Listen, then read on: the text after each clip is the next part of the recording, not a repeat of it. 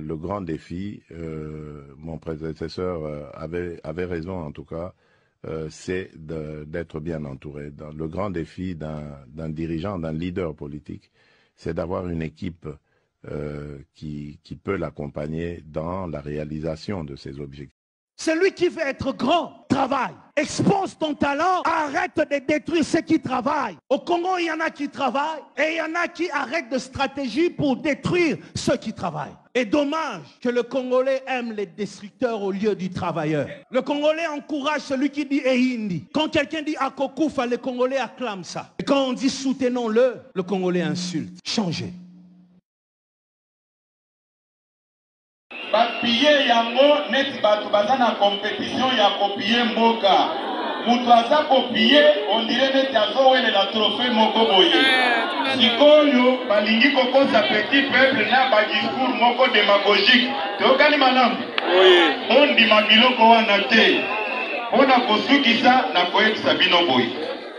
Nayoki batu baza kokosa bino ke ono parti eza na désordre. Moyen bakende engager parti ceux qui toquent na élection et vous à la tête. Oh, je profite de cette occasion pour vous dire ceci. Et ce discours Yalukuta, ce sont des menteurs.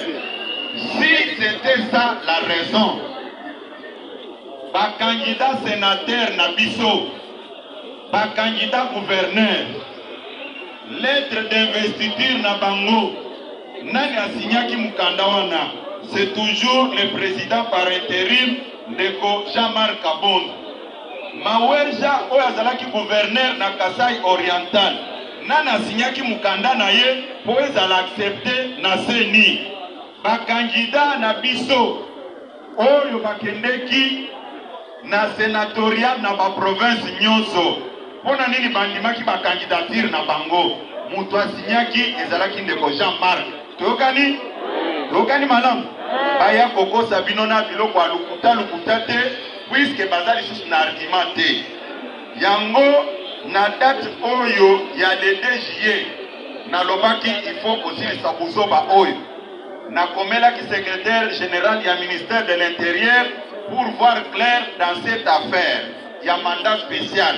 mukanda na komelaki yango oyo boza komona ba accusé de réception ya mukanda wana tango na komeli secrétaire général ya ministère ya intérieur yepe à répondre na quelques jours plus tard à reconnaître Ndeko Jean-Marc Kabonde comme l'unique personne qui peut engager l'IDPS mukanda yango oyo amakelele nyonso ata kosala eta ya mikuta tokani malamu vagabond politique pour quelle raison? Non, naza koloba boy, j'ai beaucoup de respect envers batu nyonso mais bo énervé bisoté naza koloba ke ba organiser ba émission nyonso ba yebi ce sont des médiocres batu basomba ba point pour ba ko bisika basali wana puisque mon normal naza koloba boy il ne peut se vivre naza koloba boy biso nyonso tolandaka makambo ya football makambo ya ndembo ya makolo eza boye te soki totali na histoire ya makambo etali ndembo équipe oyo ya Brésil oyo ebetaka coupe du monde na 1986 ya ba Zico na ba docteur Socrates babetaki malamu bakomaki te na demi-finale mais bazwaka coupe du monde te yokani malamu soki tozwi équipe ya France ya période wana ya ba Michel Platini ba mikolo netinga bazwe ba makambo na soloba équipe de France wana ezwa coupe du monde te mais soki ozwi équipe ya ba Platini wana oko compare mon équipe ya ba Zidane na eloko nini puis ba Zidane bazwaki coupe du monde on a France yebanake c'est une grande nation de football soki tozwi Brésil oya ba Socrates oyo ezwaki coupe du monde te na Brésil ya ba Romario oyo ezwaki coupe du monde yo ko compare mon eloko nini sikoyo yo oza kozonga na IDPS koyebisa biso babiloko ke ono bato wana baza bamédiocre et baza komérite te soki ozi non c'est toi au contraire qui est médiocre puisque tu ne sais pas comment faire les analyses tokani et puis na kosukisela wana avant mokonzi ya mboka azonga awa nalobi il y a eu une fausse information au Batamsaki na kati ya réseaux sociaux sous prétexte que mokonzi ya mboka alobaki aza ko regretter pour un mandat spécial. Messieurs et dames, vous voulez tromper qui? Bino boyebi ke bino ne bosolaka na mokonzi biso tosolaka na ete et puis pour monter le niveau de raisonnement même banyama na zamba bako réfléchir ne mwana te un chef de l'État qui part en mission de l'État oza ko rabaisser na niveau de parti politique c'est-à-dire mokonzi akende ko traiter ba les gens ne se rendent même pas compte na babuzo bana bango. Je vous rassure ici, le chef de l'État n'a jamais dit tout ce que vous avez appris dans les réseaux sociaux et je lance le défi à quiconque de me prouver le contraire. Tokani, il ne faut plus vous laisser distraire par des bêtises. Tokani, vous me mettez la maboko makasi bana maye.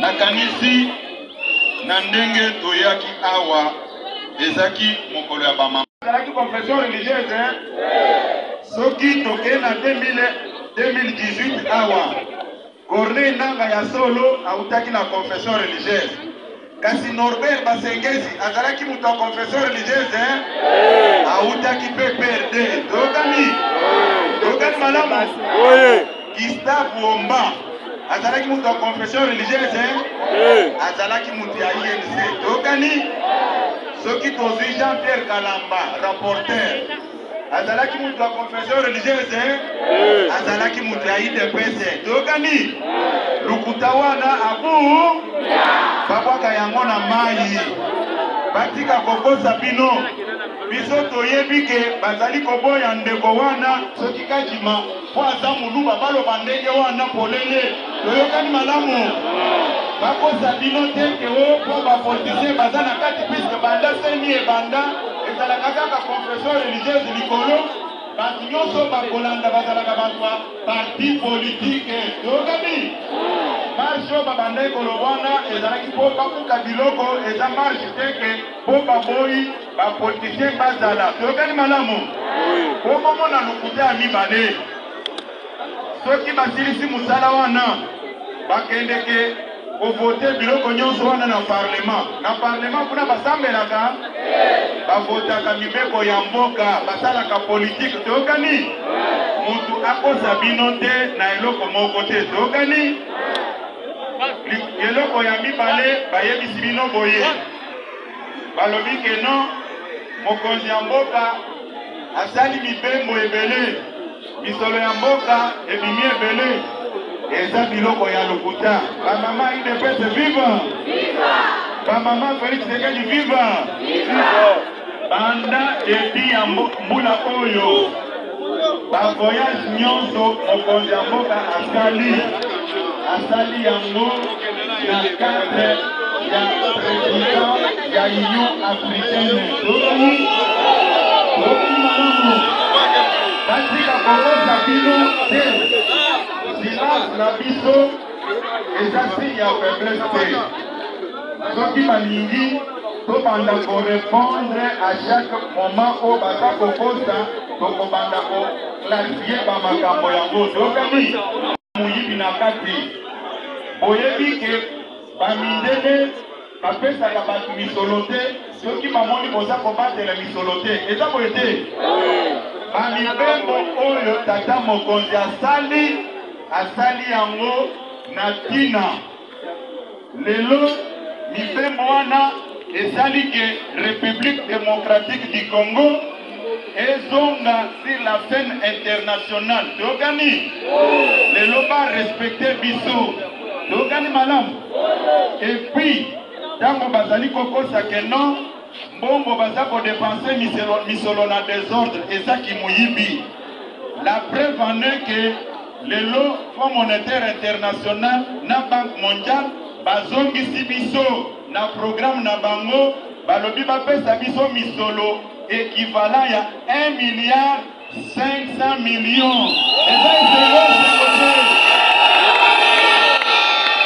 bamiyibi oyo neti bible na bino bakosa bino te ndenge nazolanda bato mosusu baza koleka na bamedia po bajustifie médiocrité na bango baza kokosa petit peuple tous les jours oh non na UDPS problème ezali moyen UDPS ekende eza te et puis plus grave encore baza koloba boye oh UDPS oyo eza dirigé par Kabund tokoki kokompare ngona UDPS en 1992 te oui baza na raison UDPS viva baza na raison mpona nini UDPS en 1992 période ya conférence nationale souveraine na UDPS en 1990 ezalaki UDPS ezalaki rempli par beaucoup de vagabonds politiques oyo batika Etienne Tshisekedi.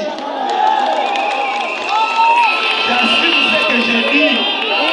Moto akoki koimpressionner biso te nalobi lelo Félix Tshisekedi aza très fier na biso bakolaborateur na ye toke na ye inde akoti na pouvoir lelo aza président de la République. Ça ne sert à rien moto a développé discours moko alukuta ke ono soki bomoni UDPS ya 1992 1980 ezane oui ils ont raison de dire ça puisque biso tango toye toréajusté batir tobeti boyebi na filet Félix Tshisekedi président de la République.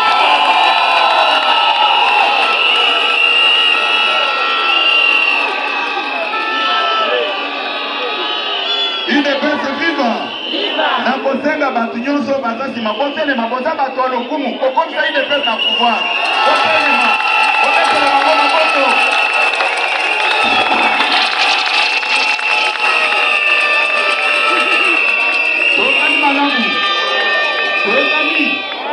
maman, papa, vous méritez les honneurs. Vous avez amené l'UDPS au pouvoir. Les gens doivent apprendre à vous respecter. Ce n'est pas le fait de comparer l'incomparable. Cela se justifie que au mois de décembre, le 10 décembre 2010, Etienne Tshisekedi était le seul fondateur de l'IDPS où a convoqué le congrès ya liboso pour la biso. Mais ba mususu azalaki na bango bakendeki wapi? Biso nde tobenganaki bango un peu d'irrespect envers nous.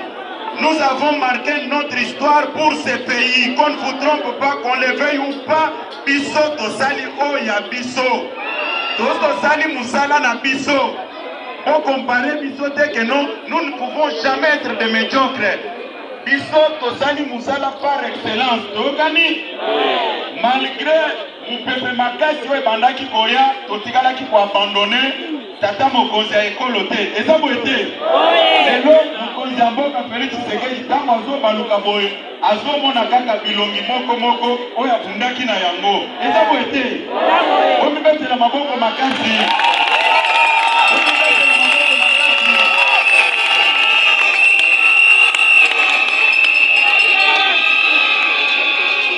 Naza koloba boye mingi balobaka o kabuya lobi soki bolandeli malamu ngai na bitite nanga na provokaka bato te jamais.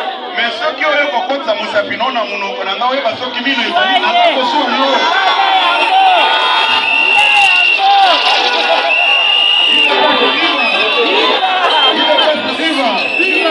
biso toza na temps ya kopetre mpona bamediocre oyo baza koloba wana te. La preuve en est que on prouve le contraire na oyo nyonso eza kolobama. Eza boye te obetela tata mokonzi ya ekolo maboko makasi. Obetela mama na biso mama ya lokumu mama masi maboko makasi.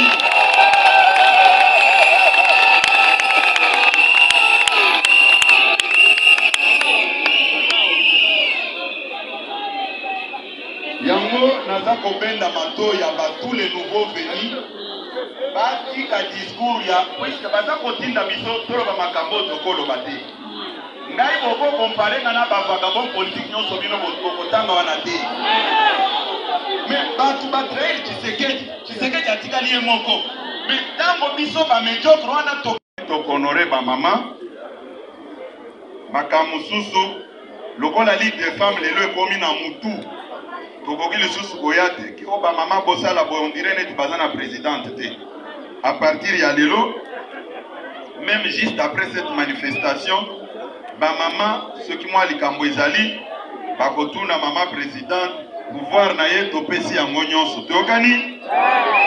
À ce qui concerne ba réunion ya Ligue des femmes mama auti ko signaler ngawa mardi oyo réunion ekozala te. Bazana nous se concerter na présidium pour la réunion na bango basalango vendredi le 17 na 15h. Tokani wana eza décision ya liboso mama uti kozwa kaka. Bobetele maboko makasi.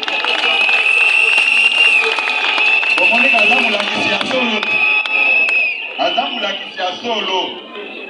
Tokani pona oyo etali activité na biso ya lelo tosuki awa kolonzambe apambola bino notre sincère félicitation na bakoro